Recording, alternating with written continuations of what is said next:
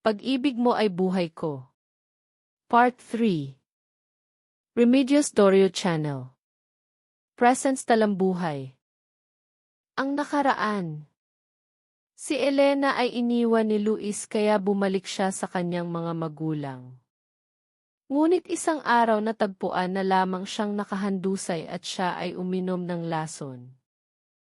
Habang nagsisigaw si Aling Sanang, si Mang Tomas ay tiningnan ang pulso sa bandang liig ni Elena at siya ay napahagulhol na rin. Si Elena ay wala ng buhay. Ang kanilang buntis na anak ay patay na. Ganoon na lamang ang pagdalamhati ng mag-asawa. Kaagad na lumaganap sa kanilang baryo ang ginawa at nangyari kay Elena. Maraming mga tao ang nakigdalamhati, kasama na dito ang pamilya ni Luis. Lumapit ang ina ni Luis kay Aling Sanang ngunit hindi na ito nakapagsalita dahil siya ay tinaboy ni Aling Sanang. "Huwag kang lumapit sa akin. Lumayas ka, kayong magpamilya lahat. Ayaw kong makita ang pagmumukha ninyo.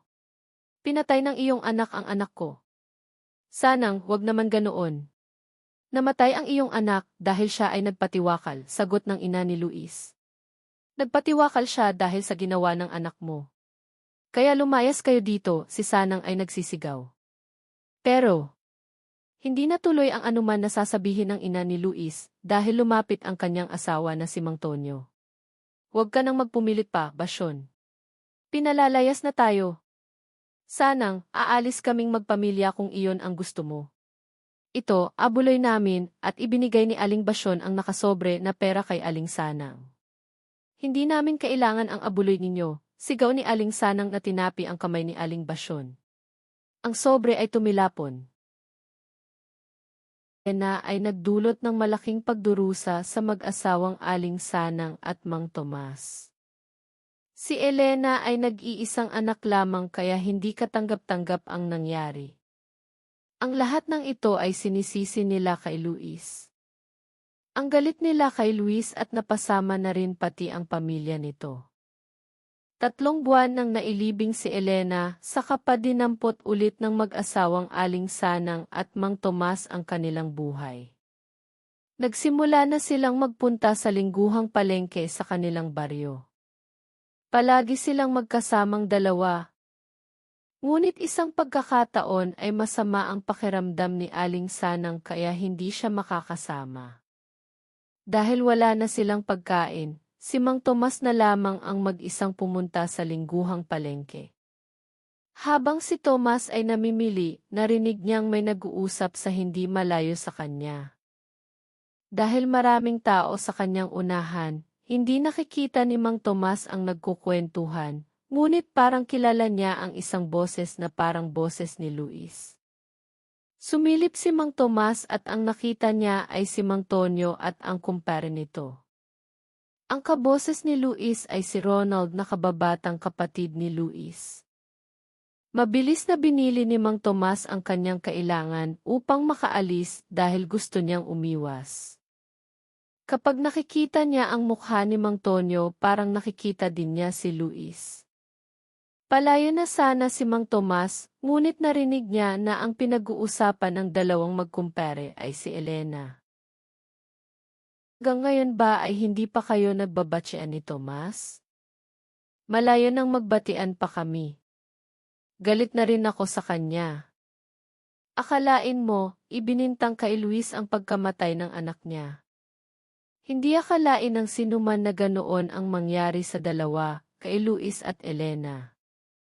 Pare, kasi mga bata pa. 15 anyos lang si Luis, si Elena naman ay 14. Medyo may kasalanan din naman ang anak ko, pero hindi naman tama, na pati ang buong pamilya ay managot sa nangyari," sabi ni Mang Tonyo sa kausap niyang kumpare. "Nga naman, pero masakit din naman ang ginawa ni Elena. Biruin mong nagpakamatay buntis na buntis," sabi ng kumpare ni Mang Tonyo. "Iyon na nga, hindi lamang ang sarili niya ang pinatay kung hindi pati na rin ang magiging apo ko sana.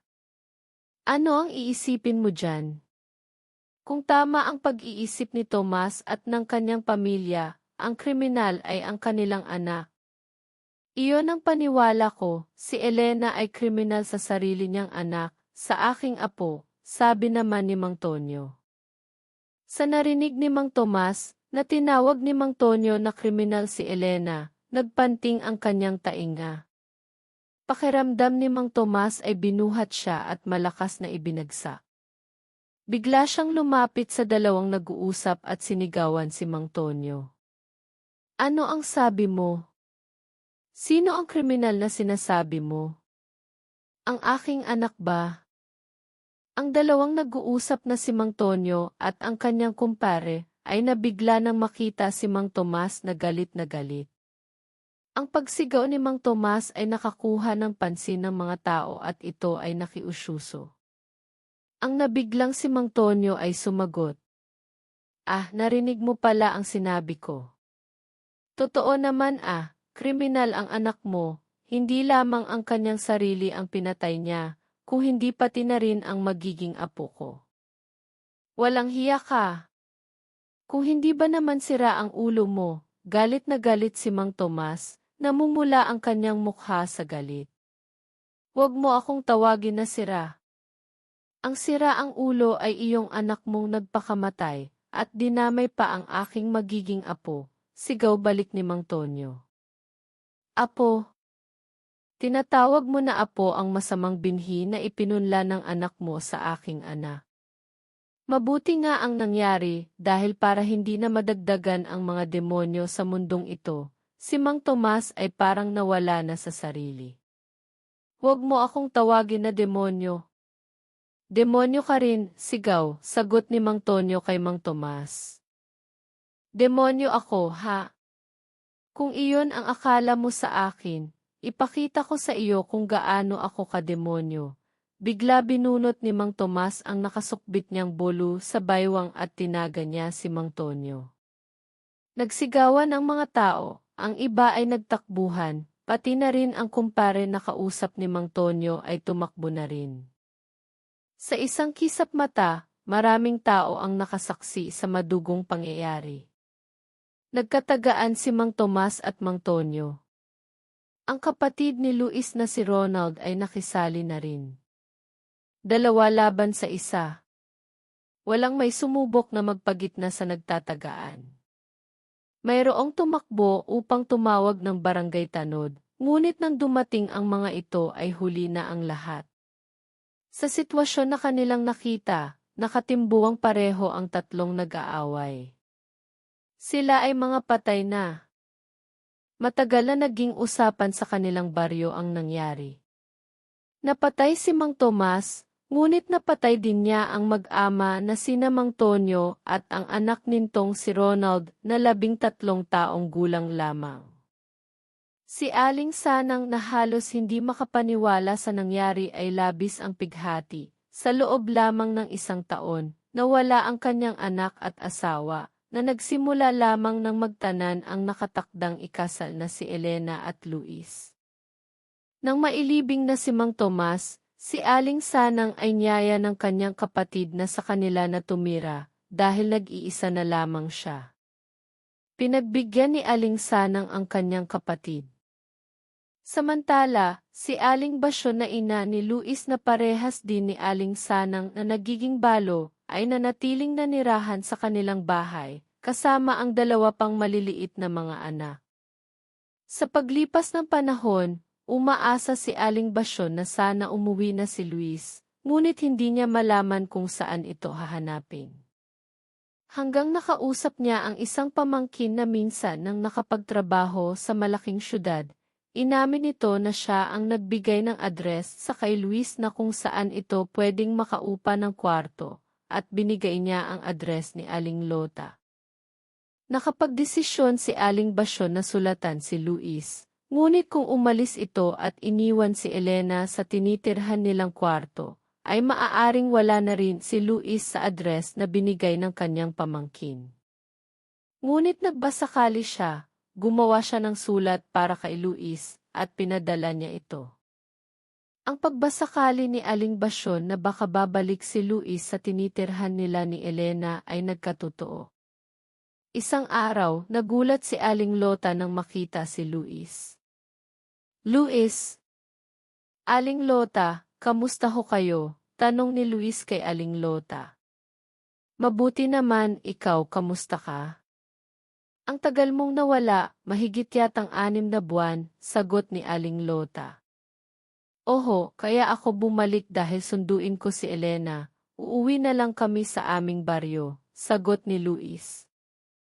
Akala ko, hindi ka na babalik kasi sinabi ni Elena na may iniwan kang sulat at sinabi mong hindi ka na babalik at pinauwi mo siya sa kanyang mga magulang, sabi ni Aling Lota. Nagkamali ho ako, Aling Lota. Napagtanto kong mahal na mahal ko si Elena, pinagsisihan ko ho ang aking nagawa, sinabi ni Luis na pinagsisihan na niya ang kanyang ginawa. Mabuti naman at napagtanto mo na ikaw ay nagkamali. Pero matagal nang wala dito si Elena, sabi ni Aling Lota. Kung ganoon ay umuwi siya balik sa kanyang mga magulang, tanong ni Luis. Siguro dahil iyon ang sinabi niya. Kung ganoon, hindi na ho ako magtatagal, diretso na lang akong uwi sa amin. May iniwang sulat si Elena. Sandali lang kukunin ko. Nga pala, baka gusto mong kumain muna, tanong ni Aling Lota. Hindi na ho, kung pwede pahingi na lang ng tubig. Uhaw na uhaw ho ako, ang init kasi ng panahon, sagot ni Luis.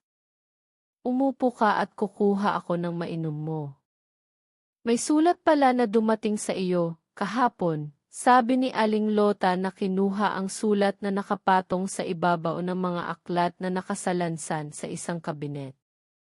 Ibinigay niya ito kay Luis. Kukuha ako ng tubig na mainom mo saka ko kukunin ang sulat ni Elena.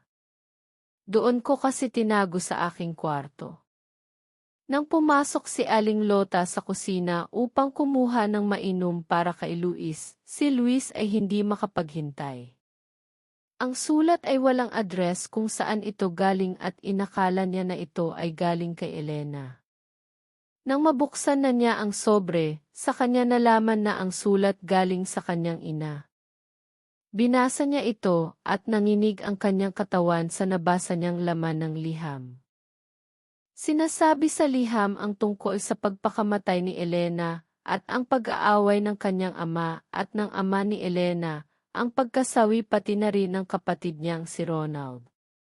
Nang bumalik si Aling Lota na dala ang isang basong tubig, nakita niya na nagbabasa si Luis at nanginginig ang mga kamay.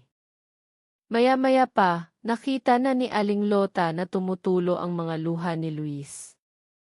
Luis, bakit? Tanong ni Aling Lota. Si Luis ay hindi sumagot, kaya napabalikat si Aling Lota at umalis upang kunin ang sulat ni Elena. Nang bumalik si Aling Lota, nakita ni Aling Lota na humahagulhol ng iyak si Luis. Aling Lota, wala na ho si Elena. Patay na siya, sabi ni Luis. Si Aling Lota ay napakuros, halos hindi siya makapaniwala sa kanyang narinig. Patay na rin ang aking ama at nakakabatang kapatid, patuloy na sabi ni Luis. Bakit? Ano ang nangyari? Tanong ulit ni Aling Lota. Hindi nagsalita si Luis. Ibinigay kay Aling Lota ang sulat ng kanyang ina. Binasa ni Aling Lota ang sulat at kinalibutan siya. Samantala si Luis ay binuksan ang sulat ni Elena at nang mabasa niya ito, lumakas ang kanyang paghagulhol. Maiksi lamang ang sulat ni Elena. Sa pagdadalamhati, tinakip ni Luis sa kanyang mukha ang kanyang 2 kamay. Ang sulat ni Elena ay nahulog at ito ay dinampot ni Aling Lota. Ito ay binasa rin ni Aling Lota. Luis, bakit? Alam mo naman na ang pag-ibig mo ay buhay ko. Sumikip ang dibdib ni Aling Lota. Ibinaba niya ang sulat at pumunta ng kusina upang kumuha rin ng mainom. Nang bumalik siya ay hindi na niya nakita si Luis, ito ay umalis na. Dali-daling lumabas si Aling Lota upang sundan si Luis. Si Luis ay nasa kalsada, naglalakad na lutang, nawala sa sarili. Bigla isang malakas na tunog ng biglang pagpreno ng isang sasakyan. Narinig din ni Aling Lota ang sigawan, may taong nasagasaan. Ang nasagasaan ay si Luis dahil nakita ni Aling Lota ang nangyari. At dito nagtatapos ang ating kwento, Pag-ibig mo'y buhay ko. Masabi ba natin na ang nangyari kay Luis ay isang karma? Anong aral ang ating makukuha sa kwentong ito? Kung si Luis at Elena ay nagmahalan sa bawat isa sa kanilang murang edad, ito ba ay kasalanan? Kasalanan ba ni Elena kung binawi niya ang kanyang sariling buhay dahil lamang sa pag-ibig? Sino ang may kasalanan sa nangyari kina Mang Tomas at Mang Tonyo? Nang bata pa ako, palaging sinasabi ng aming lolo na ang masamang pag-iisip para sa iba mabuti pang isarili na lang namin at mag-ingat kami sa pagsasalita dahil sabi niya, ang dila ay mas matalim pa kaysa espada. Sana nagustuhan po ninyo ang kwentong ito. Nagpapasalamat po ako at nakikiusap kung maari, paki-subscribe, like at share po. Magandang buhay, magandang kalusugan at God bless sa inyong lahat. Salamat po.